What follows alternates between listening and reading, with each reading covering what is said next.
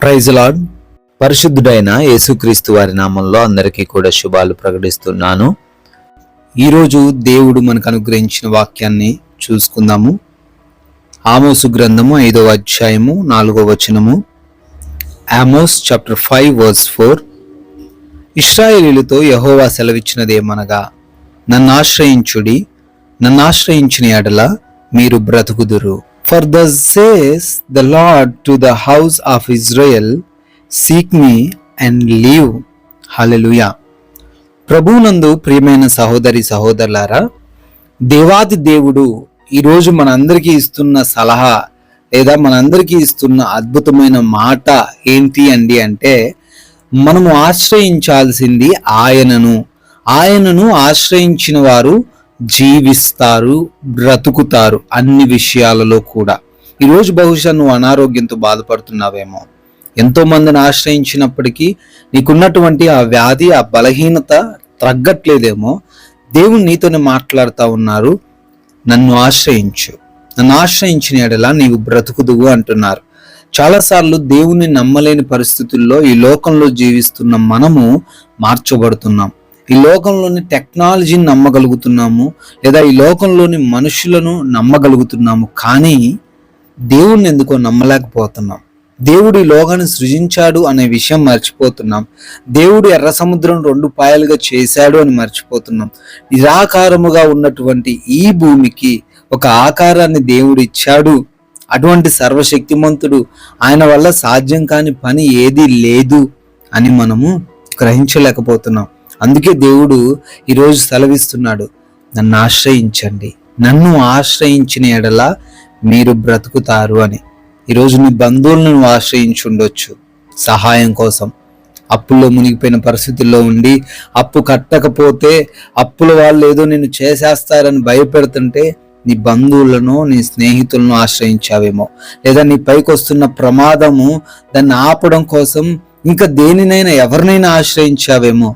వారెవరు నిన్ను రక్షించలేరు, వారెవరు నిన్ను కాపాడలేరు, దేవుడు మాత్రమే నిన్ను కాపాడగలడు అని ఆమోసు ఈరోజు మనందరికీ సెలవిస్తున్నాడు. ఆమోసు ప్రవక్త మనందరికీ చెబుతున్నాడు, ఈరోజు నిన్ను దేవుడు ఆశ్రయించమంటున్నాడు. ఈరోజు నీకు జీవం కావాలంటే, ఈరోజు దేవుడి దగ్గర నుంచి నీకు స్వస్థత కావాలంటే, ఈరోజు దేవుడి దగ్గర నుంచి నీకు ప్రొటెక్షన్, రక్షణ కావాలంటే దేవుణ్ణి ఆశ్రయించు. దేవుణ్ణి ఆశ్రయించినప్పుడు నీవు ఖచ్చితంగా మేలులో చూస్తావు. ఒకసారి ఆలోచన చేయండి.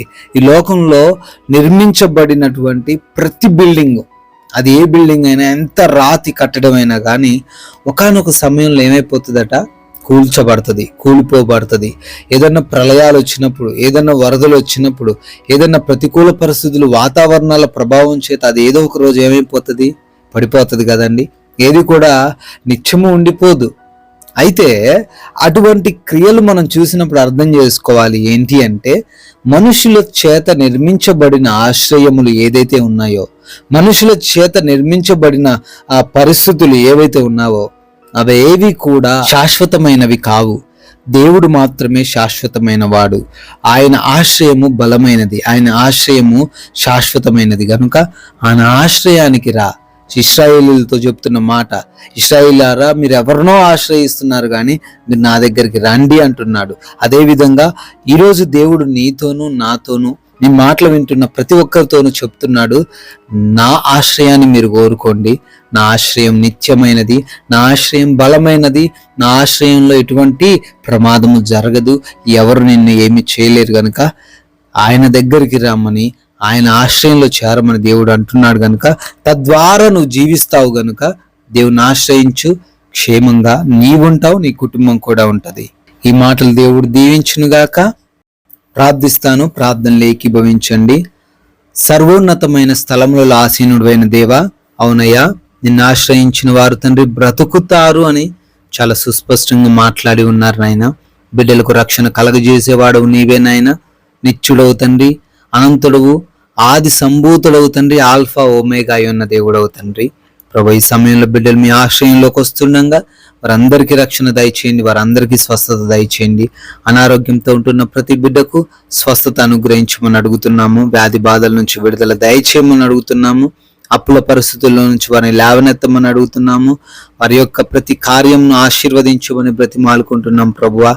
కుటుంబపరమైన గొడవలు లేకుండా ప్రతి బిడ్డ కూడా సమాధానంతో నెమ్మదితో ఉండే సహాయము దయచేయని నాయనా. అయా ఈ రోజున ప్రయాణాలను కూడా దీవించమని, ప్రయత్నాలను కూడా ఆశీర్వదించమని అడుగుతున్నాము.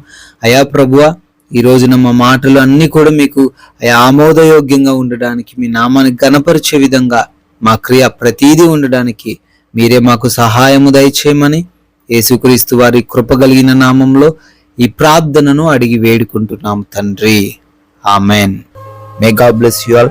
దేవుడు మిమ్మల్ని దీవించునుగాక.